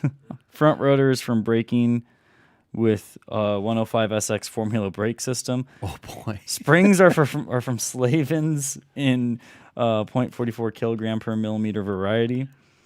Revalved to his liking. Excel 21-inch rim laced to a 105 SX hub with Buchanan spokes. Honda CRF 150R front fender. I'm only halfway through this. Flex bars. Well, you're gonna need, because like I said, those are bad forks, and he Yep. wanted to make them good. He put flex handlebars on there. Exactly. Fastcompany.com. FASST. Custom narrowed center section that was in quotes, that was a pain, so I could have more narrow bars with full length grip section. Yellow bumpers. Steering dampener crossbars run upside down with Trailtech Voyager Pro mounted on custom plate. Fastway handguards modified to work with flex bars. Sycra headlight with aftermarket LED bulb. LED blinkers and tail light. Horn, turn signals, brake light, mirrors, and all the street legal stuff. Foot pegs relocated by welding Honda CRF 450F brackets down and back on the frame. Wait a minute. CRF 450F brackets, because it's an aluminum. Oh, but do those bolt onto the? Yeah, they bolt. They bolt onto their metal brackets that bolt onto the aluminum frame. That's good job. Okay, some kind of aluminum foot pegs. 1984 Honda XR200R bodywork skid plate. That's what I was literally. That's what I was going to call out. I was going to say it was a 1984 XR200R gas tank. That's the 4-valve gas tank. Seat Concepts isn't interested in building XR200R seats, so he had to roll his own. Tubeless front and rear Shinko 505 Cheeto rear tire, and currently running the Tusk T35 front. Replaced any steel part with aluminum that I could. Custom built a bunch of bushings, brackets, etc. to bolt conglomeration together. Oh, conglomeration. And It has been a fun little mountain goat. I have one question. Why? But and here's the thing: it's like, but why does this bike roost? That thing roosts so hard.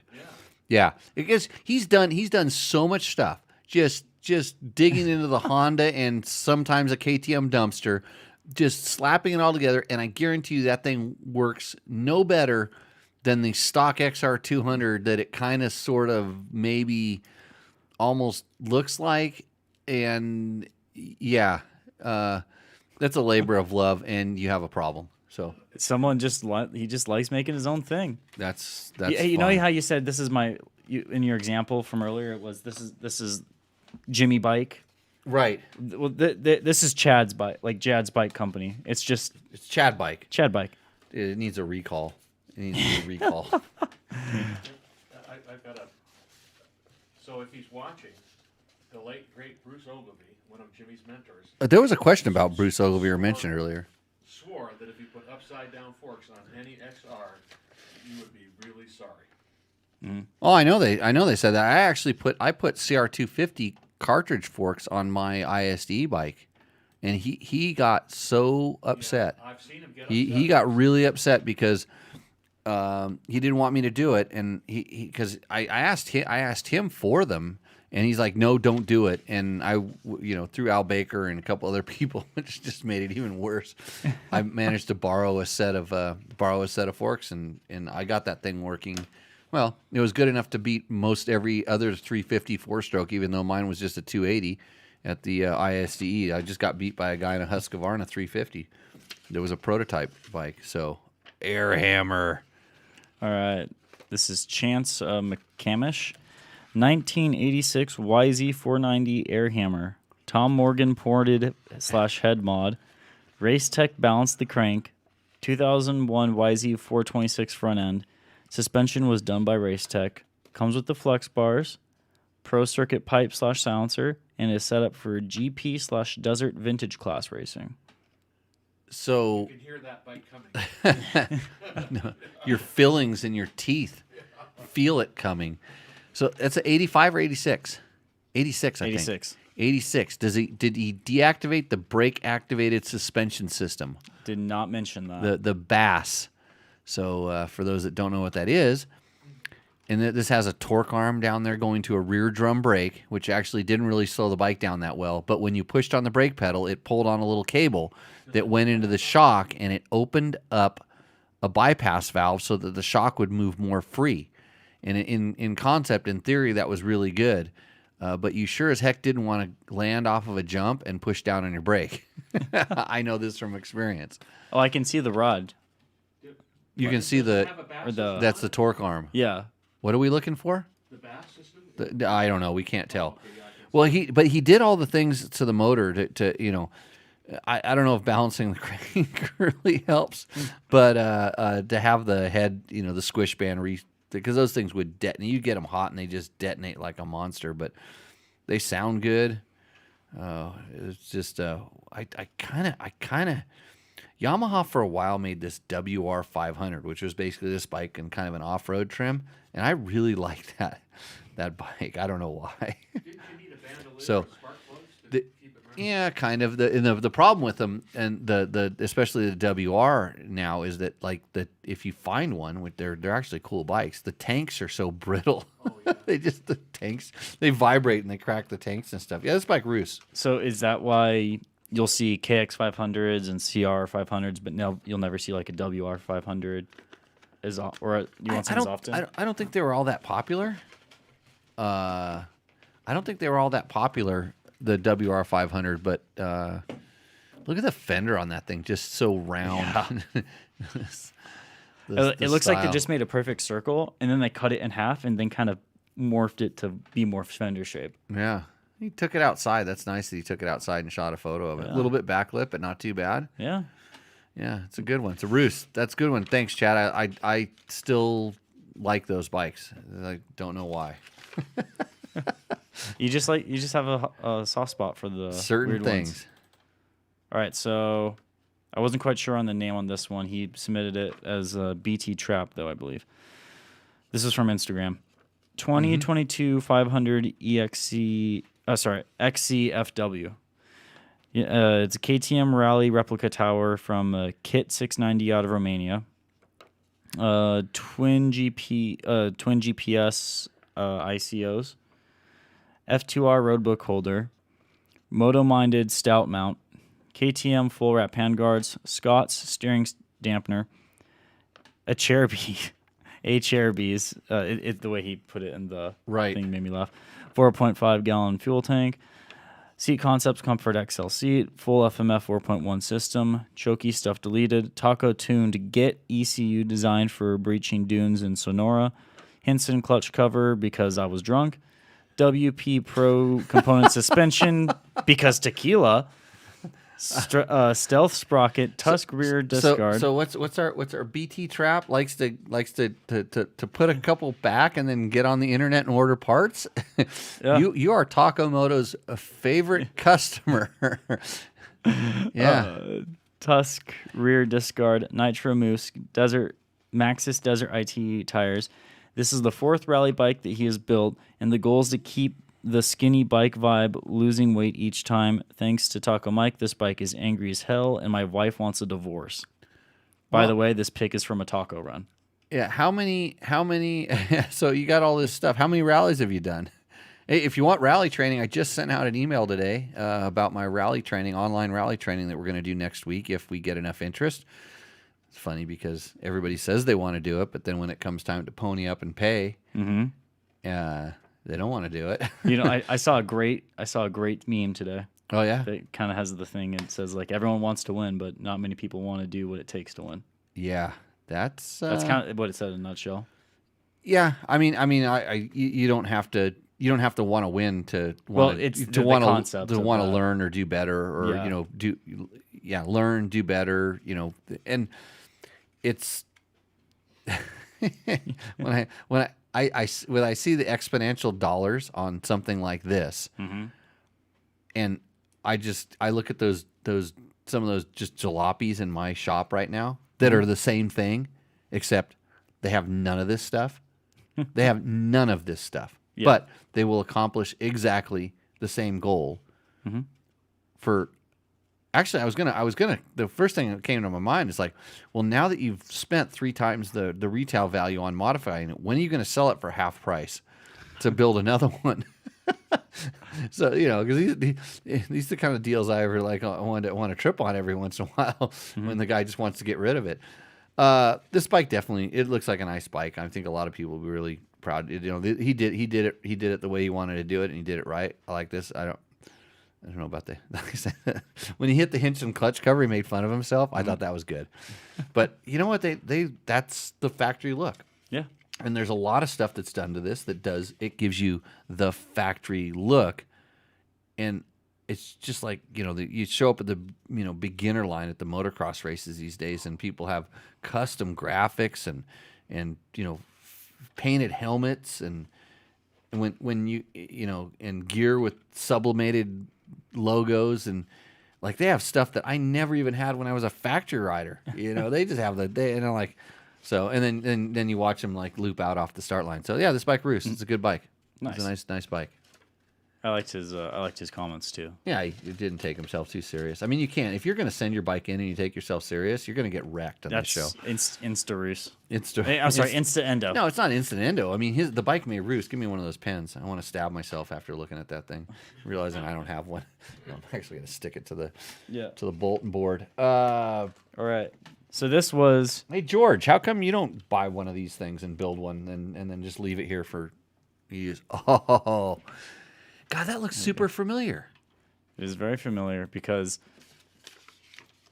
San Felipe Bob, he actually put this on a comment from, I believe, last week's post. Did I send in my dad's 1978 TT 500? It was a trench digger, and it's a real man's bike. Yeah, and he's got the Preston Petty front headlight with the headlight missing, and the Cyclam front fender. The hiking boot, the work boots, the flannel, open face helmet. Yeah, open face helmet. That's probably an electro helmet. I think. Yeah. Oh man, that's so not a lot of info on the bike there. I like the tank. The tank. Yeah, is that the aluminum? I think they were probably pressed steel at that point. They started pressing them, but that bike was a bitch to start, and it vibrated like a sieve, and it was just nothing, not really anything to write home about. But it might have dug a trench because it was so heavy, and it probably took a little bit to get moving. Yeah, get it moving. It's roosting. This bike definitely roosts. I like it. I just liked it. It's got a little history. So I saw this because he probably put it on his regular social media, and we kind of saw the. No, he commented on. I almost want to say that those things were stock. That skid plate was stock.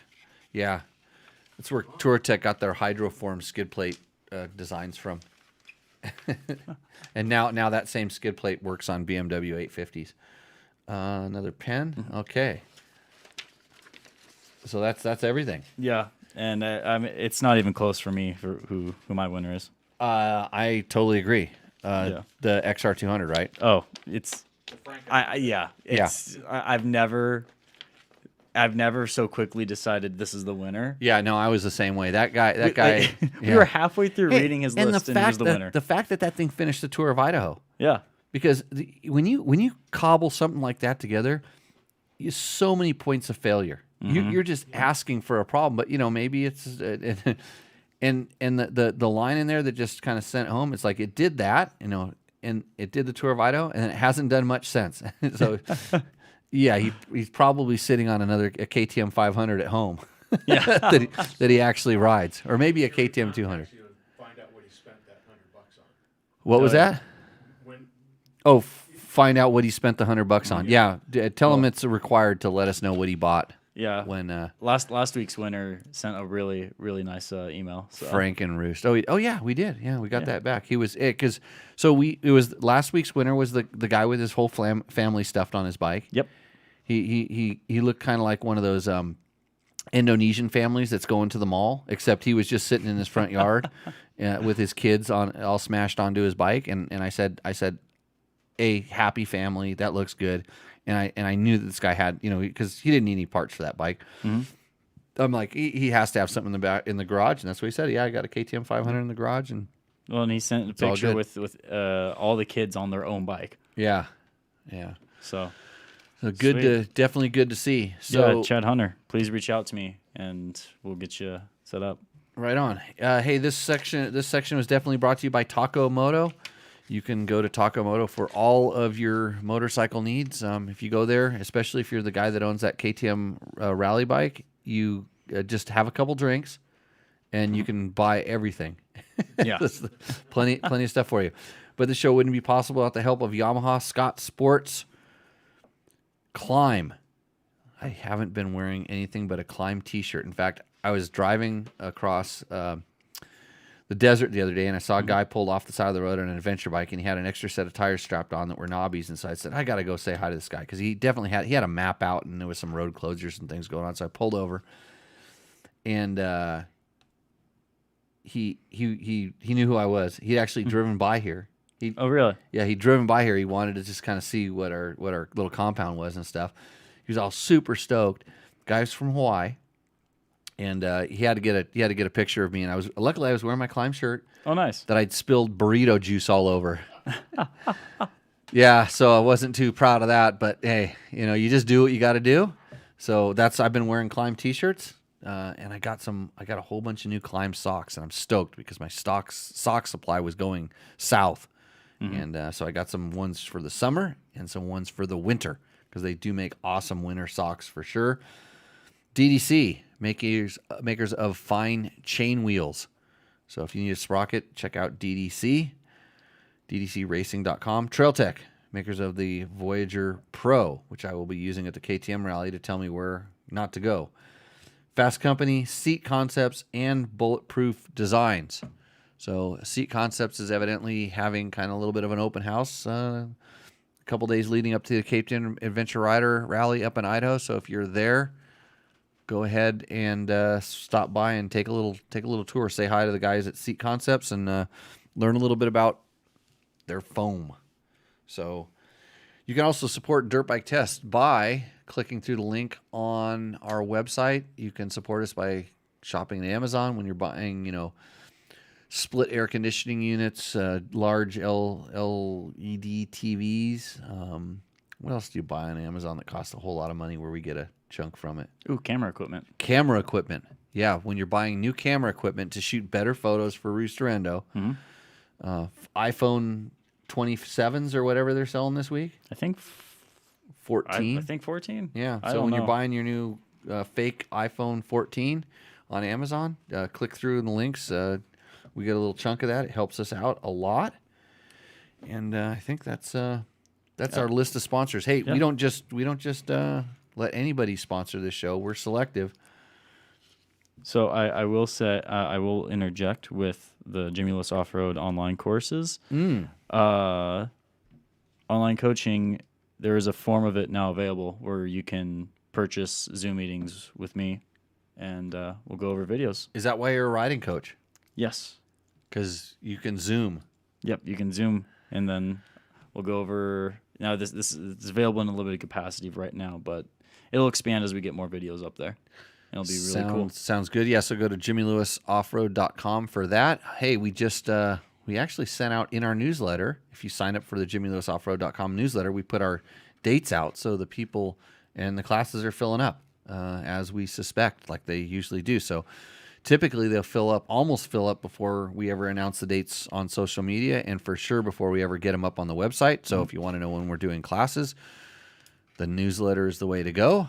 That's where you find out the information first. Plus, we usually give you a little nugget of information about other stuff. Yep. A little riding tips sometimes. My beginner class, my learn to ride course dates are there too. Oh, yeah. Beginner riding courses. Yeah. Your own schools. Which, we're getting more and more. I'm actually getting more and more inquiries about that. Pretty stoked. That's good. Yeah. It's definitely something that's needed. We have also rally navigation training, online rally navigation training. So it's pretty high level. I mean, but if you want to sound more smart when you're, chatting on the forums about how rally navigation works, we can teach you. If you just want to do it as a casual thing, I'll teach you the same stuff I taught those guys, that Ricky Brabeck guy and that Andrew Short guy, and a lot of the other guys that have been through this program. We don't work with them anymore, but there's a lot of them. And American Rally Originals Dakar Rally Team says C Concepts is supporting Moto guys at Dakar Rally this upcoming year. I don't think there's anything more important than a seat over 5,000 miles. I'm going to disagree with you, because if you're sitting on the seat, you're not doing it right as a riding coach. But it is nice on the transfer sections for sure to have a good seat. But anything to make, there